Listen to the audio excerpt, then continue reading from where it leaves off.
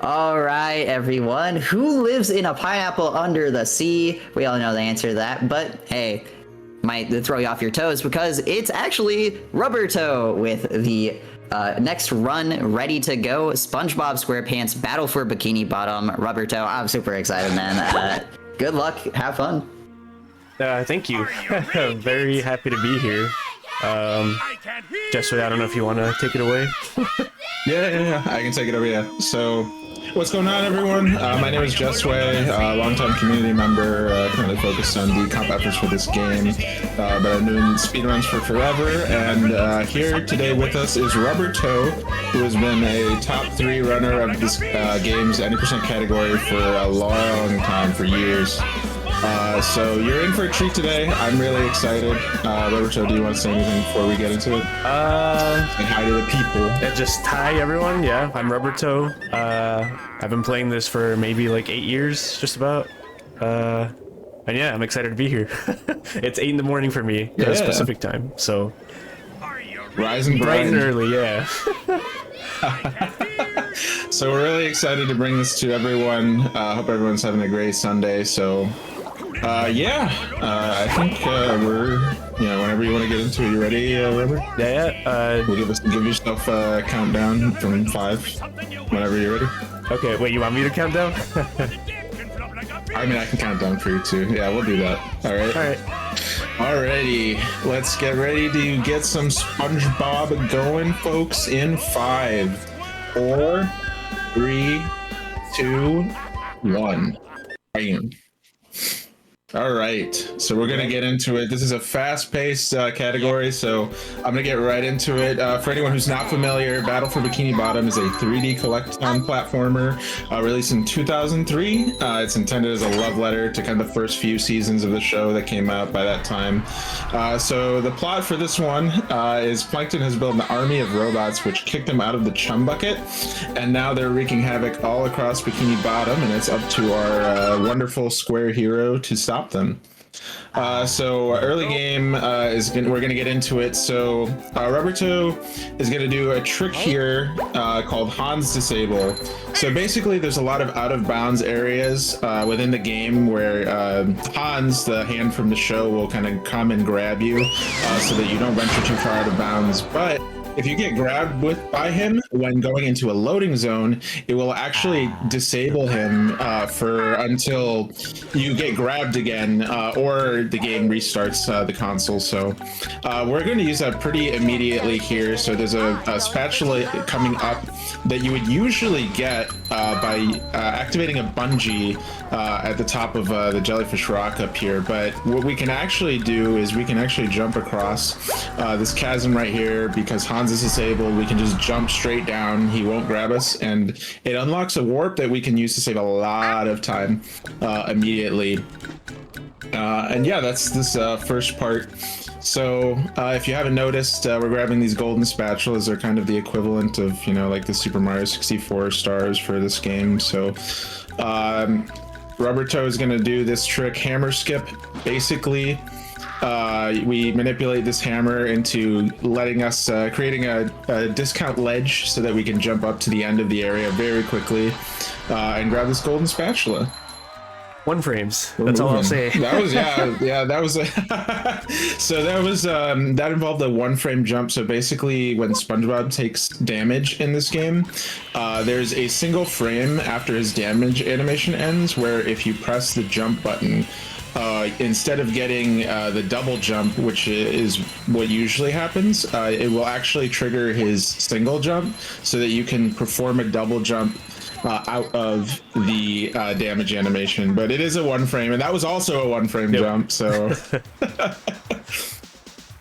at the highest level, there's a lot of these 1 frame jumps. I'm always very impressed by seeing like Rubber and all of these high level runners consistently hitting these tricks. So yeah, we get to enjoy some early game action. There's a lot of cool damage boosts like you just saw. It's kind of the big theme of the early game for this category. So there we're actually going real to fast. Yeah. When do SpongeBob's pants come off? In any other context, this is weird, but I promise it's important. Well, I was DM'd about an incentive, and I did mention, you know, we could take his pants off, but I don't know if that ever went through or what's up. Yeah. We are taking his pants off. I will say that. Okay. I'll pull up the cheat code. Yeah. I did write it down, so I could pull it up if you don't immediately have it. I should have it. Yeah. Okay. We'll do it in a minute, but this is a slow segment anyway, so this is a good time to do it. Huge. My timing is perfect. Yes.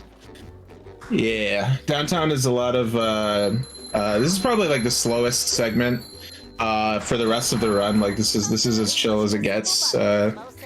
Just collecting a lot of shinies here to set up for a spatula duplication, which I'll explain later on. But okay, I found the cheat code for. You can just DM it if you want to make it a little easier, so you have to be like spouting it. Here we go. Okay, I think this is it. All right. Dream team coming together. And, I guess this is as good a time as we got to give the people what they asked for. So yeah. Great work, everyone. Meaning that still SpongeBob pants incentive. They added his line and everything, dude. Like. It is kind of obscene. I wasn't expecting this. I thought it was underpants, but nope. That's he's naked. No, it's full cheeks out. Yeah. That's you know, and they added a skin like that in the new demo for the new SpongeBob game that they just announced recently too. So I just got bad orangey. All right. Yeah, that was tragic, but so basically what Rubbertoe is doing here is he's trying to do a SpongeBall storage to get a lot of vertical height. Here we're gonna do a backup. Nice. Yeah. So traditionally there we use a trick called vertical SpongeBob displacement. SpongeBob displacement to get a lot of vertical height.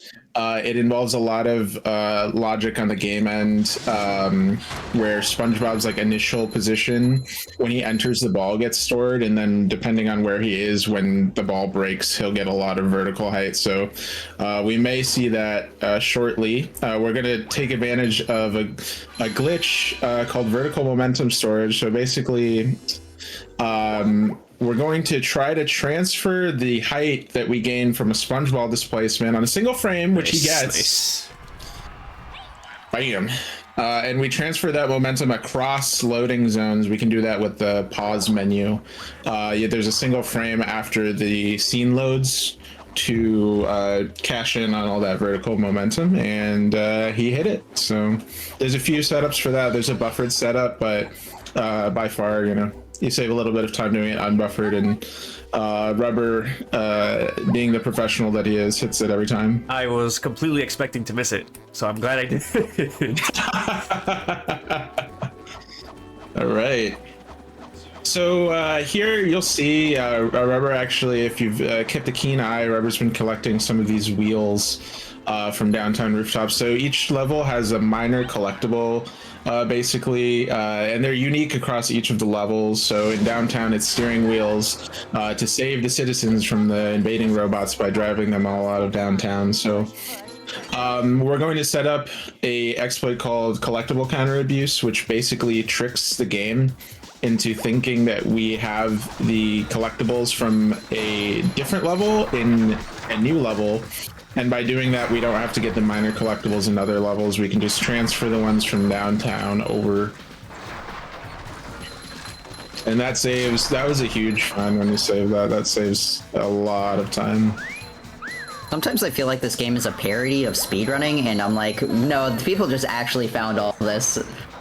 It's very cool. It's really cool. The community has so many people that have been involved over the past like 8, 8 years, I would say 9 years, in finding all of these really cool, really niche. You know, there's a lot of. It's fun if you ever go to the category on Twitch. Like sometimes you'll just see people streaming and they're just kind of noodling around with the game, like trying to do the silliest things to try to break it. And then sometimes we find stuff. Sometimes you find stuff. That's one of the ways we found Ballroom Clip, which you'll see later. But it's always fun to see. All right, here's another VMS section and another first try hit, and I've never missed. I missed this yesterday so often. I was like, no, dude, no, please. No. Very glad I got past. So there's another one frame jump. Yep. Proud of you. Thank you. I have a note here. Azul says to tell Quickman14 to donate. Okay. Okay, stealing my job. I see. Quickman14, you gotta donate now. You're called out. I don't know. Oh man.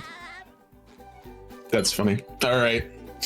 So we're gonna get going into Dream here. So as you saw, we kind of did a thing there, just sequence break and skip a couple hub areas. So the VMS skips the first hub area, and then to skip the second, we use that SpongeBob storage trick from earlier to kind of do some physics rolling around and dodge one of the out of bounds walls that's there. So there are some walls in the hub areas which make it so that you can't progress by, you know, just jumping around and clearing the walls, but they're not infinite height, so we're able to get around them with some precise platforming. Here's another section where the Hans disable comes into play. So you can if you've tried this jump before, if you disable Hans, you actually can make it without getting grabbed. So we do that here to get this little checkpoint trigger right under the acorn, and by doing that we're able to skip doing the entirety of the slide and just get the spatula at the very end. Shout out Sky. And there it is. All right. So here is the first interaction we have with Mr. Krabs. We're gonna save the Krusty Krab from a bunch of robots that have gotten inside.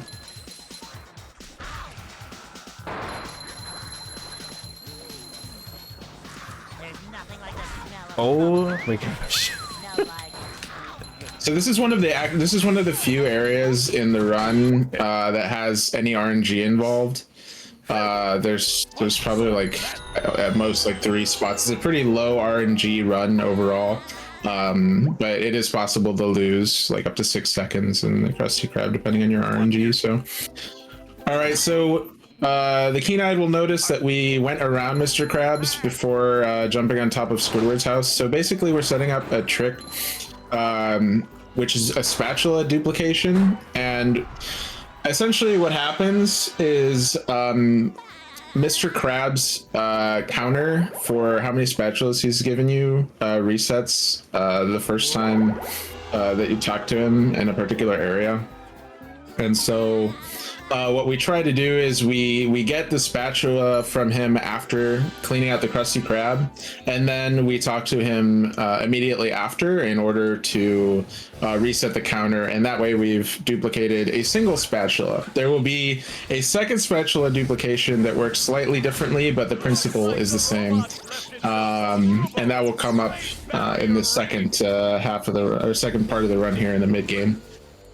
But first we have to clear the early game, and to do that we have to clear the Poseidon. They brought this King Neptune model back for the new Titans of the Tide game, which I thought was interesting. Not the SpongeBob movie Neptune. Yeah, this is the OG Neptune. Yeah, they used the OG Neptune.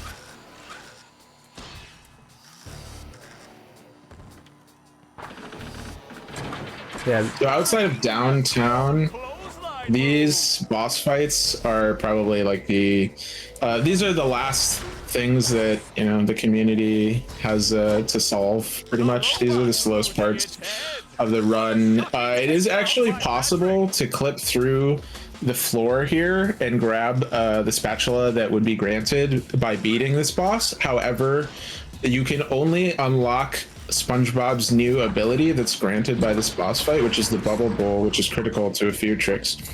You can only unlock it by actually clearing the boss fight. So we haven't figured out how to get that power without clearing the boss fight. So for now, this is one of the slow boss fights, and the same applies to the next boss fight, which is Robo Patrick, coming up after we finish the mid-game section. So one of the few things we have to figure out still. Yeah, these are essentially auto-scrollers. Not much going on. Here, yeah, there's a lot of it. So actually, if you've been watching the game for a long time, if you actually try this run, the Poseidon segment does have a good amount of like micro manipulations in order to remove any RNG from it. So it's a segment where once you learn some setups, it can be pretty optimized, and it saves about like 10-15 seconds over the course of the segment. But other than that, just small things. Is this a good time? Is this a safe space? Can I admit something embarrassing? Go for it. I know absolutely nothing about SpongeBob. I didn't watch it as a kid. Chat, I need you to catch me up real fast. We don't have much time in this run, but I gotta be a SpongeBob expert by the end here. So if you have any good SpongeBob references, good jokes, please tell them to me so I don't understand them at all, and the people on the couch can get mad at me. I feel like this is a great deal. That's a good deal. I think the most popular reference is probably is mayonnaise an instrument. Okay, that one I do know. People in high school were annoying about it, but that's the only one. All the band kids. Yep. That's funny. And while you're at it, you can also attach it to our current open bid war, and every donation goes towards that milestone incentive that we have. Give it up. All right. So we made it out of the auto scroller, and now we're back into the action. So the rest of the game is going to come at us pretty quick. So this section is Goo Lagoon. So anyone who's watched the show, you may really appreciate this segment. A lot of the worlds here are really cool and well done from the first few seasons of the show in general. So the first thing we're going to do is we're going to grab that sock that you can see on top of that tower with another one frame jump. Oh, there we go. Okay. Very, very niche damage boost there. It's difficult to get the cycle lined up sometimes, but both of those jumps that you just saw were one frame jumps, taking advantage of the damage boosting animation. So this is Sponge Glide.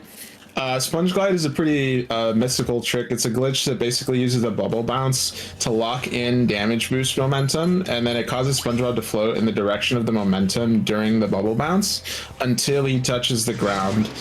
So we don't know exactly why that happens, but we do know the types of situations that cause it. So it usually happens with like clippy parts of geometry that are in level. So there's a lot of setups involving sponge glides throughout the run that have varying levels of use depending on the category, but they are there and they exist. There we go. Weird positioning. Nice. That's a little bit of RNG. That's the second spot. Yep. All right. So here we're gonna set up one of the, I think at this point has become definitely one of the more infamous parts. I know what's coming up, and I don't know much about SpongeBob, so that tells you something. So Rubbertoe is setting up this trick called skee ball abuse. So basically, this is something that we found. It's got to be at least like 5 years, I think. I forget the exact date, but it's been a minute now since it came into the run. And effectively, what we're going to do, there's a skee ball machine that you can see at this part of the pier. Now that we have the bubble bowl ability from defeating Robo Sandy and Poseidon, you can bowl the ball to get up to 30 shinies if you land it in the center segment. So wouldn't it be really cool if you could just keep getting points from the center segment, but like really, really fast. That's kind of the inspiration for the usage of this trick. How we found it deserves a history video in and of itself. So to get technical with it, this is a physics engine exploit which causes the bubble bowl to collide with the reward collision box up to 60 times a second. So if you do the math, this is going to get a lot of shinies and also a little... It's a headphone warning for sure. The sirens are going off. They're coming. Yeah, this time. So this will last like a minute for anyone who's you know, sensitive to sound, but this is getting us a lot of shinies per second. We need also, this to get, yeah. I was just gonna ask, for clarity's sake, shiny objects are like a currency in the game, basically, right? Yeah, so shiny objects are like they're effectively a currency. They're kind of like their main purpose is to buy the various like gates as well as the Mr. Krabs like spatulas that are around the world. So that's their primary use. That's why we need so many here. We need to buy all of the spatulas from Mr. Krabs, and that takes quite a lot of money because he's a very greedy man. Need a couple more shinies, so Roberto actually needs to get a very particular amount of shiny objects here because he needs to have a specific amount, one, to get all of the crab spatulas, but he can't have too many because otherwise it will break the second duplication that we're trying to do. Basically, if you don't have enough shinies to get the duplicated spatula, which is like the cheapest at the cheapest rate, I believe, then it just doesn't work. It's kind of strange, and we're, you know, it's pretty like niche technical stuff as to why it doesn't, but these are the kinds of things we see as part of like decomping the game and stuff like that. shout outs to the decomp project. Yeah, it's almost at 50%. Yeah, no, that's good. I think it's the furthest decomp project, the furthest third-party decomp project currently active. All right, it's time for Moat Early. So here, there's a button which triggers a short platforming segment that will allow us to get another shiny, another golden spatula. So we can actually skip it by hitting the invisible button with the bubble bowl. It's pretty precise, actually. It requires a setup that takes some time to master. So we hit it and we get the moat spatula early without needing to grab Patrick or anything to hit it normally. And there we collect the spatula that we got from defeating the tower robot on our way after the sponge glide was performed. All right, so here we're gonna do a short combat segment. This is the tree dome. It's pretty fun to do this this part of the run. It's kind of like a tight combat section where you do a lot of interesting routing and bubble bowl attacks in order to speed up the time. And here we're gonna, you can get a little bit of a momentum boost by taking advantage of those tikis. And then Rubbertoe is going to get a cutscene skip there. All right, so this is the double dupe. Nice, dude. Excellent. So basically, that's a text that's a text box storage exploit. So effectively, Rubbertoe, by hitting the text box activation for the NPC for Bubble Buddy on a single frame, another one frame. On a single frame, you can store the text box, and then the text box will overlay on top of it. Will actually play and override Mr. Krabs' dialogue, and by doing that, as part of the dialogue getting set, Mr. Krabs updates his flags for which spatulas he's given.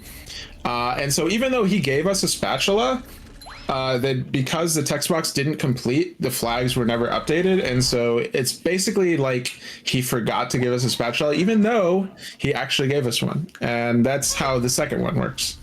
So slightly different from the first, but the objective is the same, which is to get the duplicated spatula. All right, so this is Sleepy Skip, so this is a little bit of a damage boost. It's kind of precise to get.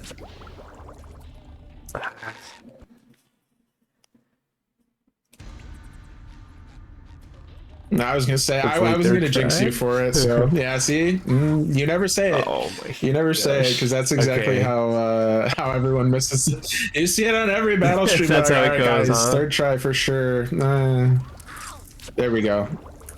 Nice work. There we go. First try. You can convince me with that. Yeah, we have to teleport back to set up something. Yeah, you know. Yeah. Okay, there we go. Nice. That was a one frame. So this is something that you might see a few runners do. So basically, when you get the one frame damage animation window to get the double jump, what you actually also do, if you want to be safe about it, is extend it kind of to a 2-frame window where you press the Y button, which is SpongeBob's dash ability that gives you some height. So that can be a way for certain jumps to maximize the amount of active frames that you have to hit the jump. One or 2 frames is a huge deal, but for consistency, it's really nice.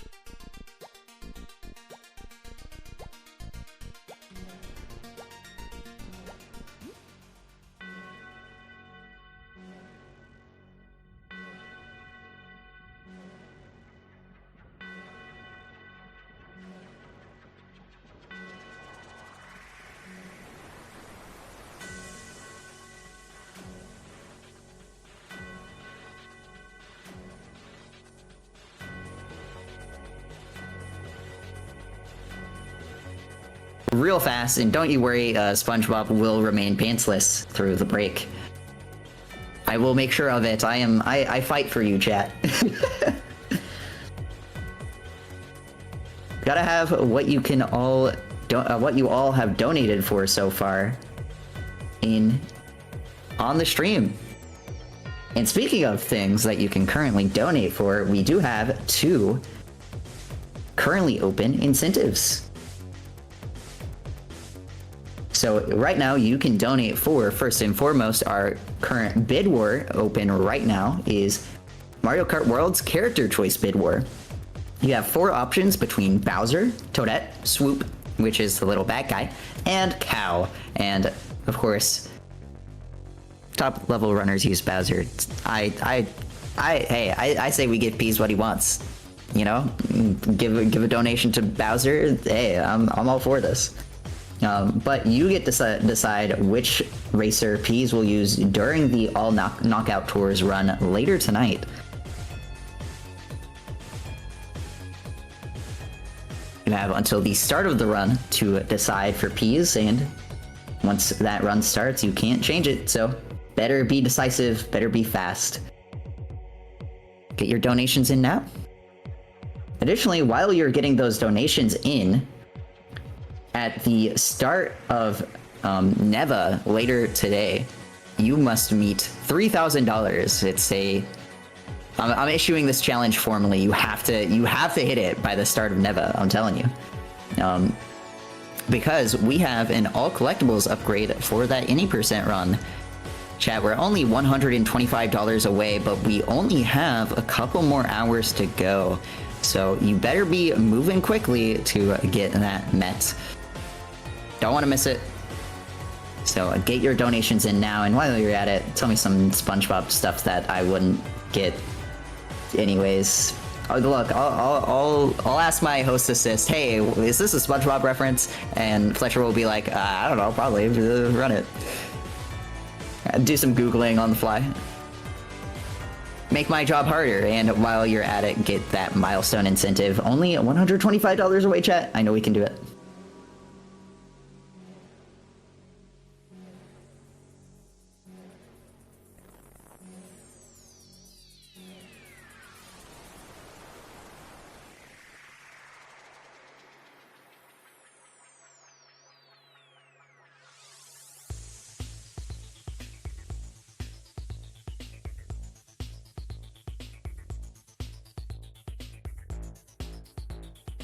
All right, and we are back. The tech team has figured out all of our problems, thank God. So, Rubbertoe, when you're ready, let's get the run back started. All right, this is an amazing place to restart. Yeah, very convenient, actually. Yeah. All right, here we go. All good? Yeah. All right, so when we left off, we were grabbing a bunch of crab spatulas, taking advantage of all of the shinies that we got from our skee ball abuse exploit. And we're gonna cash in. Mr. Krabs is making out like a rich man today. He's taking home no fewer than 40,000 shinies. I don't know what you can buy with that, but he can buy a lot of it, whatever it is. Whatever it is, yeah. All right, so we have enough spatulas now to enter the second major boss fight of the game, which is Robo Patrick in Industrial Park. So this is like the Robo Sandy fight. There's not too much here that we can do. The same situation applies where the spatula is kind of out of bounds, and we could grab it, but it doesn't grant the power, so it's a little useless. So we do the boss fight, and there's a lot of on the third phase in particular, there's some strats for manipulating. I'll point out some quirks on the second phase, but this first phase is pretty easy. It's just kind of acquainting you with what kind of attacks Robo Patrick will do, and letting you enjoy the soundtrack.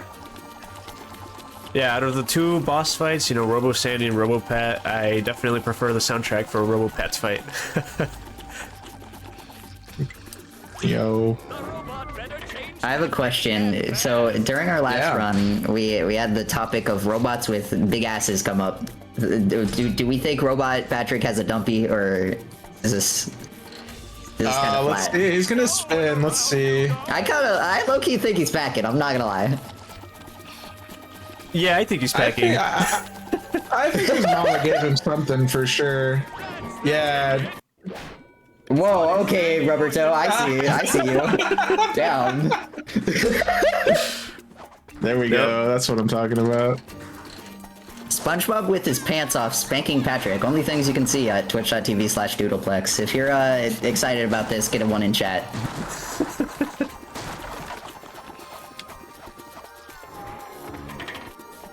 Alright, so on the second phase here, Rubber's gonna do a very minor trick. So basically, whenever Sandy grabs these Texas lasso points, the game spawns in some boxes to fall from the ceiling. So you can kind of, you'll see Robo Patrick is breaking them all, but what we can do is by like hover stalling here, just by grabbing the lasso over and over again, we can keep them spawning so that no matter where Patrick ends up, he will be somewhere where we can attack him. And there it's actually optimal, I didn't point out the first time, but it's optimal to take that damage because it's faster. It skips the whole like attack animation basically, and that is faster than watching it play out. So that's why we do that.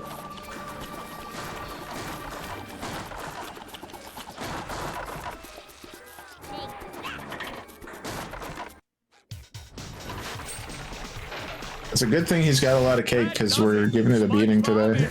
Yeah. Okay, next bit. No. No, this is great. I'm having fun. Let's see, it's great that we can make a boring boss fight entertaining. Oh yeah. It's definitely actually Rubbertoe. If you ever watch Rubbertoe live, he has like a track that he plays during the Poseidon fight.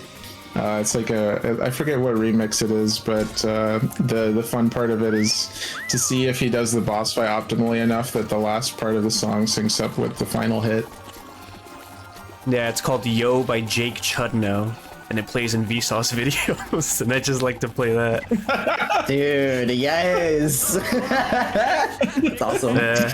It definitely adds some excitement.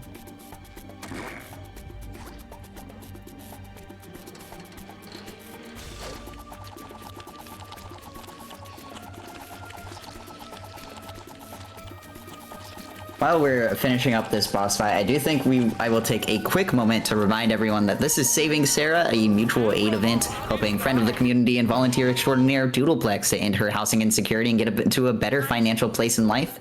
So if you want to help Sarah, please do donate to the event. Gotta look out for each other in the speedrunning community, and we've already raised a ton of money, $2,875, but we have a $3,000 milestone, so when we hit that, we will upgrade Neva to all collectibles. Do it up, get us there, chat. All right, so we're in late game, and late game is over just like that, so let me get into it because there's a lot to see here. So Rubber is doing what's called a cruise boost. So basically after we beat Robo Patrick, we unlock the cruise bubble, and so that's a glitch that uses frame perfect inputs to add speed to SpongeBob's base movement speed. And this allows SpongeBob to move during the Bubble Bash and Bubble Bounce attacks, which it greatly enhances the possibilities for movement in the late game of the run. And that's why it's so fast, is because you can do so many cool tricks. So basically, what we're going to do now is a uncapped cruise boost. So the first part of it is a displacement cruise boost. So we saw it earlier where like when you bowl with the tikis falling on top of SpongeBob, he gains a lot of speed. And so our goal here is to get the displacement speed and lock it in with a cruise boost. There we go. And that cruise boost is going to be There it is. So this particular cruise boost is about 8 to 10 times faster than the normal cruise boost. So the normal cruise boost is a speed of 5. This is probably like a 35. This one's a 31 right now. 31. There we go. If my visuals are right. Oh, we moving. Okay. Yeah, he's moving. No, he's moving. So at this speed, we can do a lot of weird things. We can clip through walls. We can clip through boxes. Sorry, seeing SpongeBob run around during that cutscene. It's definitely, this is the broken part of the run for sure. We're there. So yeah, UCBs are really useful. So basically, a DCB, which is the displacement, with the Tiki displacement, will give us a 6 times faster cruise boost. But to go even further beyond, we have to use an uncapped cruise boost. So basically, by performing a setup which gives SpongeBob negative Y momentum, it'll cap his movement speed. And what that does is that because DCBs give so much speed, that it doesn't allow SpongeBob to use the cruise bubble. Capping the speed allows him to perform the cruise boost at a higher speed, and therefore allows us to achieve a higher like max speed output. So it's pretty crazy, but the end result is he goes incredibly fast. So there's not too many locations where you can see how fast he's going. It's so super easy at this speed to clip through geometry using L clips, which basically for some reason when the cruise boost activates using the L button, SpongeBob does like a little stutter step, and it makes it really easy to clip through walls. So that's one place where we use uncapped cruise boosts. There's a couple more throughout the run, so look forward to that. All right, we're gonna get into the Murma layer here. So one thing that can come up while we're doing this segment actually is that when you have a text box, if you have a few frames after the text box ends to take damage without actually taking damage. They're called text box iframes. So you get a few frames after the text box ends to take no damage. It's really useful when cruise boosting because you can move while the text box is active because he just kind of moves naturally. So that was a lag bash. So basically in that particular section, SpongeBob doesn't actually generally get enough height to make it over that ledge, but by manipulating the camera to look up or down, pick your favorite squad, up gang or down gang, but the delta time of the game kind of tweaks a bit, and so we're able to get just enough height to clear it. Wait, what's up, gang? Wait. You got me. So this camera is really weird. This is like a cutscene, like the cutscene from that Rubber skipped by hitting a 1 frame going into the loading zone while grabbing the spatula plays like after the cruise bubble animation ends. So you get like a really weird camera, and he has to make it to the end before that runs out, or else he'll get an animation log. It's not a soft lock, but it does lose like 5 seconds while the animation plays. All right. Nice. Yeah, that's fast. Oh, okay. That's another, yeah, so that's a displacement bubble bowl, and that's a lag. That's an L clip using the bubble bowl to clip into the ballroom cage, and that saves an untold amount of time compared to doing it casually, as well as even like our oldest like setups for speeding that up with a different clip. That's just like way faster. So it's like an 8-second segment when done optimally. And that's the myrtle layer. So we're gonna go to the kelp forest now, and we're going to get a ledge cruise boost, which is a type of displacement cruise boost where we take advantage of the geometry of the level in order to gain some speed from the displacement caused by the environment as opposed to manual inputs. So ideally, we're gonna go pretty fast here. Ideally. Ideally. There we It go. can be a little bit tricky because a lot of these setups are very precise in terms of where you have to be standing and the angle that you have to face the wall, because SpongeBob can't be moving at a significant speed when he actually activates the cruise bubble, or else, like I mentioned earlier, it won't come out. So it can be deceptively precise where where you're actually able to hit those ledge cruise boosts and stuff. Yep. So because of the cruise boost, we're actually able to do the entirety of this level backwards.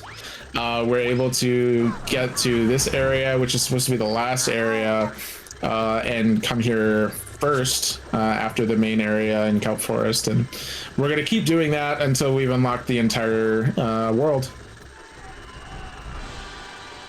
So we actually get to skip the challenge because the box here, the way that the boxes work, some of them will unlock the first box, depending on how tedious Heavy Iron thought that it would, make backtracking if you forgot to open the first box. They'll give you a solid and open the initial box at the other side. So this is one such box. And then we can use that box to basically skip the time challenge by just hitting the trigger at the very end. And now we're going backwards through the Kelp Forest caves.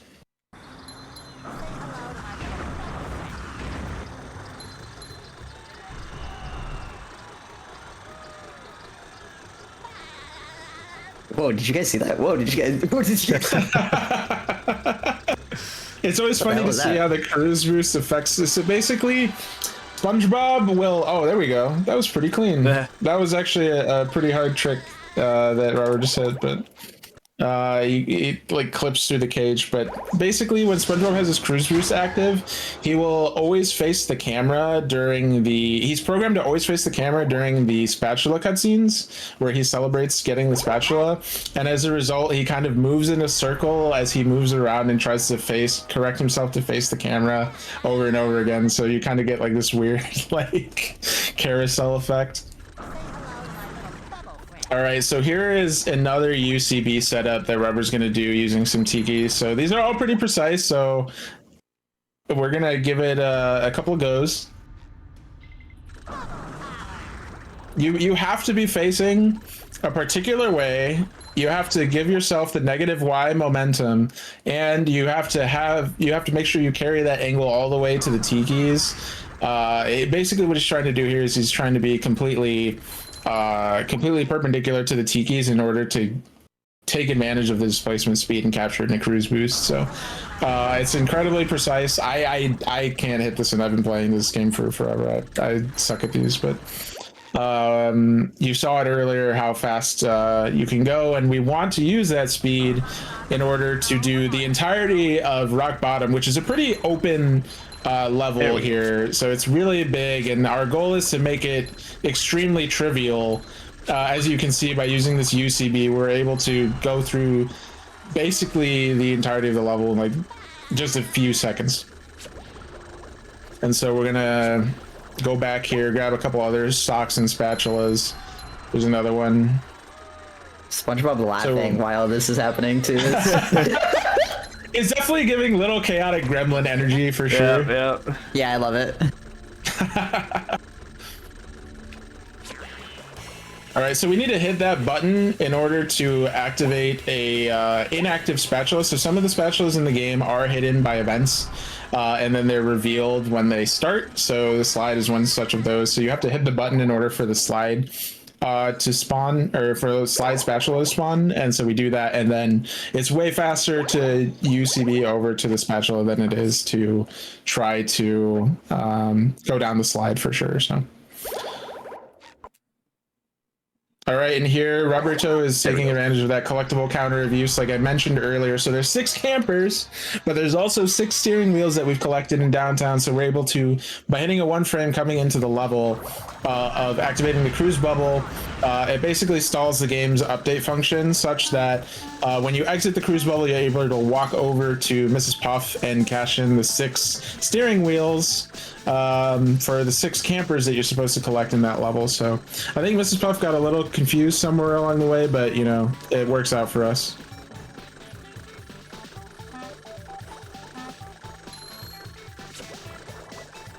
Let's go.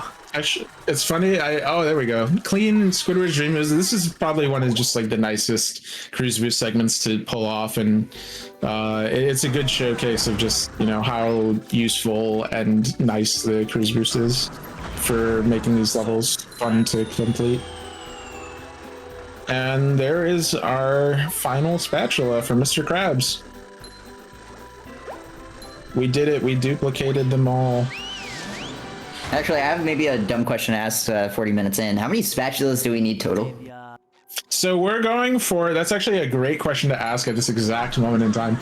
So this is huge. the final area. We're going to be here, and our goal is to get 75 spatulas to open up the chum bucket.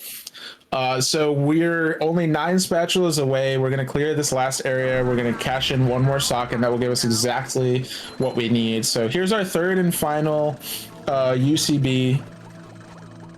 If you back this up, I'd be that would have been sick. I have done it, but yeah.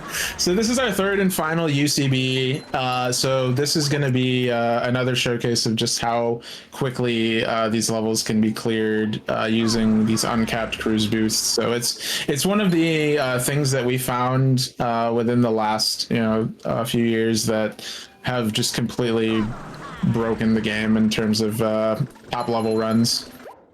It's always crazy to see people implementing these in their strats. So these UCBs are, I would say, like top 10, top 15 runner strats.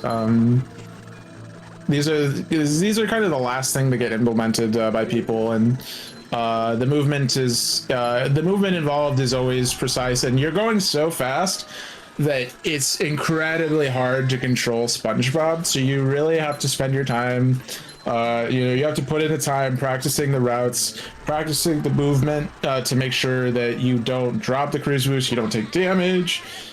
There's a bunch of stuff that goes into it, and it's all, highly skilled work.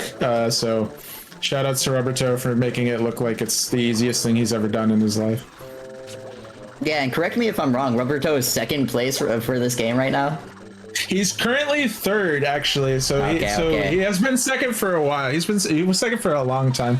There's some new runners. So Star Speedruns is the current 2nd place time. They're less than 20 seconds apart, so it's about like a 15-second difference. Star Speedruns has around I think it's a 41:31. Which is incredibly fast time, by the way. Like Shift has a 40:37, so put that into your perspective. But yeah, Rubbertoe is not far behind him with a 15-second difference. So this game at top level will always just be so ridiculous, but correct. Yeah, I'm having a blast. This is awesome. This is a top level run done in a marathon, and I'm always privileged to get to see Rubbertoe do these runs, because they make it look so easy, but this is the result of hours and hours of practice and experimenting, knowledge gathering, and it's a lot of work, and they do it, and the result is an incredible run to watch. Yeah, absolutely. I'm having a blast. Unfortunately, I might be leaving this run not knowing anything about SpongeBob. And chat, I need you to change that real fast. We don't have much time left in this run. I still know nothing about this damn TV show. Other than mayonnaise being an instrument, I suppose. I did admit that. So if you have any fun SpongeBob trivia at the last moments here, I would love to see it. And that'll get us a little bit closer to our Neva All Collectibles milestone. We are coming up on the tail end of the run here, so this is Rubbertoe grabbing one last Patrick sock, and that's. I want to go for at least once. So that was a. Yeah, you have time. So here we're trying to get another Tux box storage to try to skip a cutscene and get the spatula without needing to talk to Patrick and do the celebration.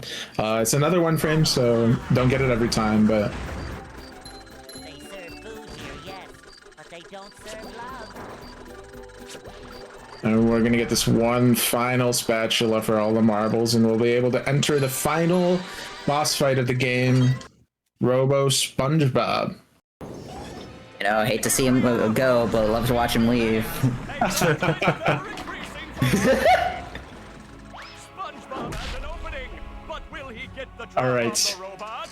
So you've seen it already. A lot of these bosses have triggers, debug triggers, basically in their arenas, where if you manage to get to them, they didn't think we would, but we did. It actually just triggers the end of the fight. So I'm sure that was great for the developers when they, you know, were developing the game. It's great for us speedrunners too, because we can just skip the entirety of what would otherwise be a multiple minute fight in a matter of less than a minute. So we're gonna do one clip in here to get in here. This is our neurosurgery.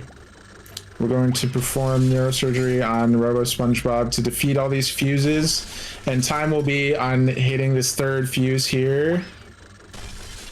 Time. GG. Excellent run, Rubber. Just great job. And you know what? I'll say it. Very impressed that you could keep up in the commentary, Sway. Really excellent work, y'all. Before we do our shout outs, I do want to say we got a $50 donation from Daft7 that says, "Hi, Rubber, Sway, and Shovel." Very generous. Thank you so much, Daft7. And that went to our cow in option in our Mario Kart World bid war. Woo! Go cow! Yay! I'm still a Bowser fan. I'm sorry. With that, do we have any shout outs from you and Rubber? Yeah, Rubber, give your shout outs. Well, shout outs to the BFB community. Everyone's always just trying to look for stuff. It's pretty lit. Love them.